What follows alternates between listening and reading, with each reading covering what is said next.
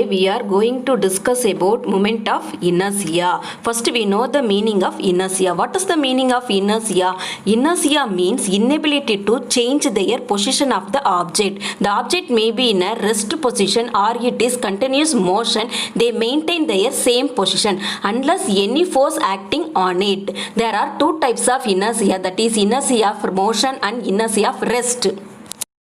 Now we see of inertia of motion. For example, if the fan is in continuous motion, it should be always moving only. When we are switch off the fan, it will stop. Otherwise, it is in a moving only. So this is a best example for inertia of motion.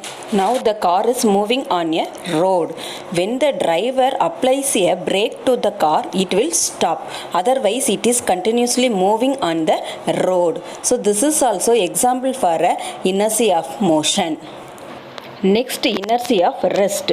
Now we are seeing some books are arranged on a table. It is in rest position. When we are applying a force to this books, it will move. Otherwise, it is always in a rest position also. So this is the example for inertia of rest.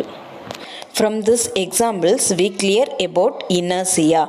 So inertia means the object may be in a rest position or maybe the object in a continuous motion. They maintain their own position unless any force acting on it. So inertia means inability to change their position of the object.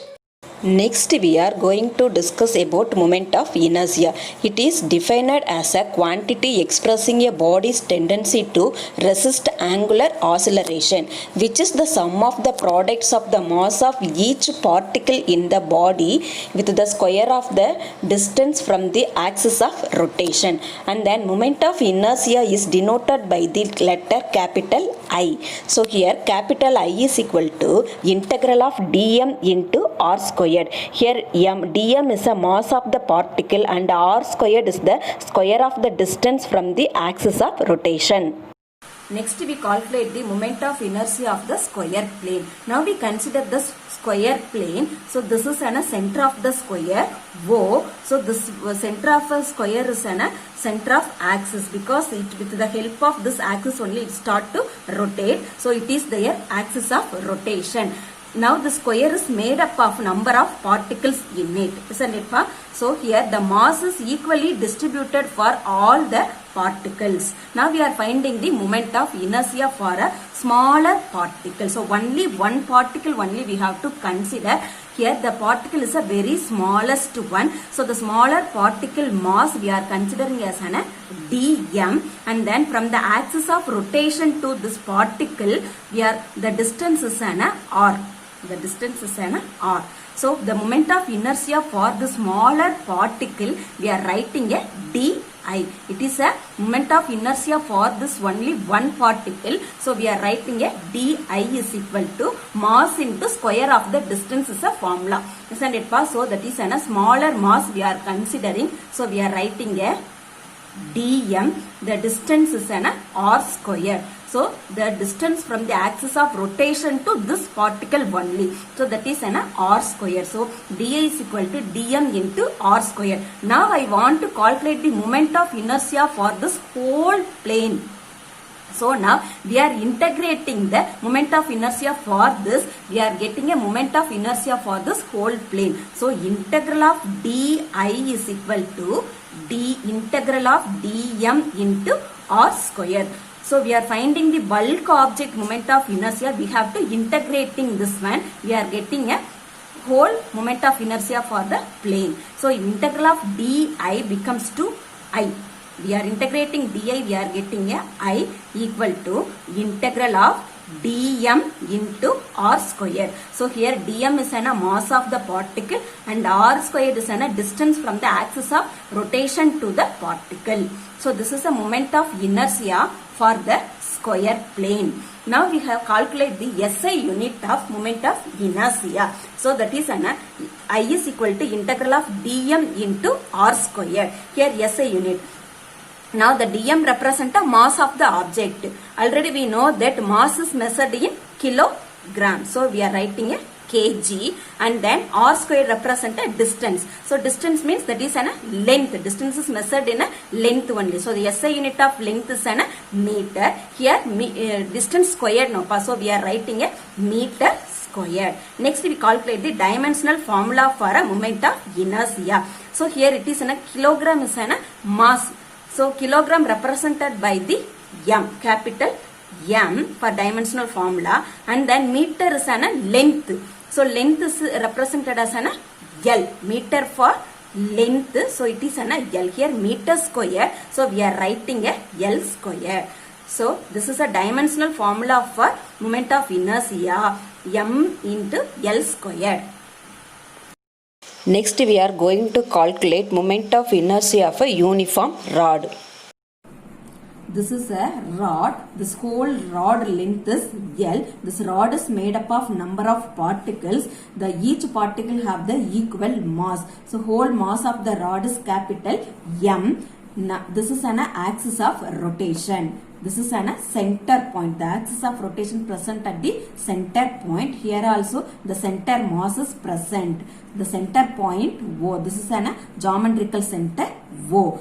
From this rod, we are considering the smaller mass. Only one particle mass. The smaller mass is an dm. The small mass distance is an dx. And then this mass is present at the x distance from this axis of rotation. So now the rod is present along the x-axis. Now we have to calculate the moment of inertia for this smaller mass dm.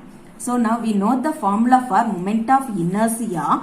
Di is equal to dm into r square. So for this moment of inertia for the smaller mass, di is equal to mass is an dm mass, and then here distance is an x distance from this axis of rotation. That is the smaller mass is present at the x distance from this axis of rotation. So incident of r we are writing as an x squared. So moment of inertia for the smaller mass is an dm into x squared.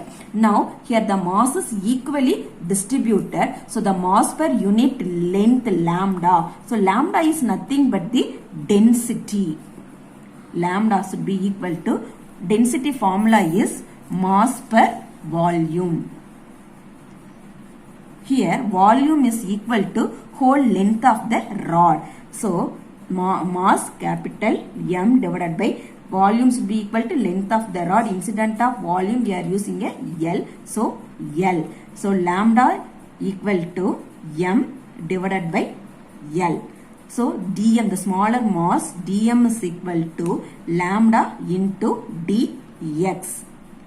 So this dm value we have to substitute for here. So di is equal to dm into x squared formula. So incident of dm we are substituting this value, lambda value. Lambda equal to m divided by L. So m divided by L dx into x square. So moment of inertia for this smaller portion di equal to m divided by L x square into dx. Now we have to calculate the moment of inertia for this whole rod. Now we have to calculate only one mass, that is smaller mass dm. That moment of inertia d is equal to ml x squared into dx. So how we have to calculate the moment of inertia for the whole rod? We have to integrating on the both side. Integral of di is equal to integral of m divided by L x squared into dx. We are integrating di, it becomes to I. And then here m by L is a constant, m divided by L integral of x squared into dx. So we know the formula for x squared into dx, that is an x power n plus 1 divided by n plus 1 formula we are using. So here n value is an 2, so it becomes to 2 plus 1 3. So x power 3 divided by 3. So m divided by L x square dx equal to x cube divided by 3. X cube divided by 3. Now we are coming to the limit, integration limit.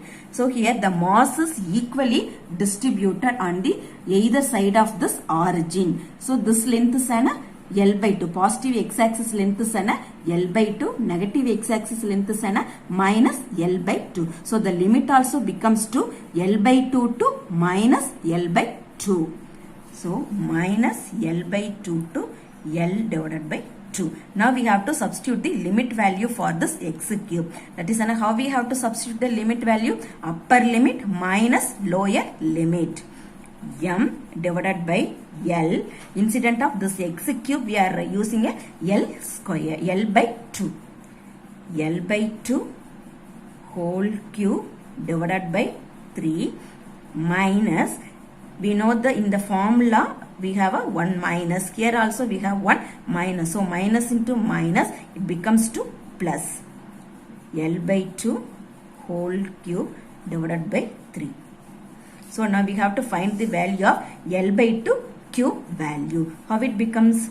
L by 2 whole cube equal to, we are writing L by 2 into L by 2 into L by 2. So L into L, L squared. L squared into L becomes to L cube.